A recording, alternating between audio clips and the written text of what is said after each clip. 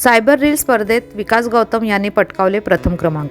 मीरा भाईंदर परिमंडळ 1चे पोलीस उपायुक्त जयंत बजबळे यांनी तसेच परिमंडळातील अधिकारी यांनी पुढाकार घेऊन सायबर गुन्ह्याबद्दल जनजागृती करण्यासाठी पोलीस आयुक्तालयाच्या वतीने सायबर रील स्पर्धेचे आयोजन केले होते। सायबर रील स्पर्धेत विकास गौतम यांनी पहिल्या क्रमांकाचे पारितोषिक मिळविले। गायक व पद्मश्री सोनू निगम यांच्या हस्ते विजेत्यांना पुरस्कार देण्यात आले।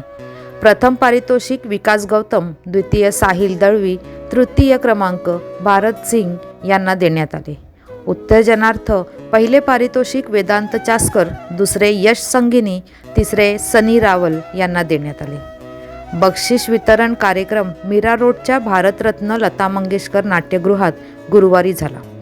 यावेळी गायक सोनू निगम, पोलीस आयुक्त मधुकर पांडे, गुन्हे शाखेचे पोलीस उपायुक्त अविनाश अंबुरे, आयुक्तालयाच्या मुख्यालयाचे उपायुक्त प्रकाश गायकवाड, परिमंडळ 1चे उपायुक्त जयंत बजबळे, परिमंडळ 2च्या उपायुक्त पौर्णिमा चौगुले, परिमंडळ 3चे उपायुक्त सुहास बावचे यांच्यासह पोलीस अधिकारी, विद्यार्थी व नागरिक उपस्थित होते।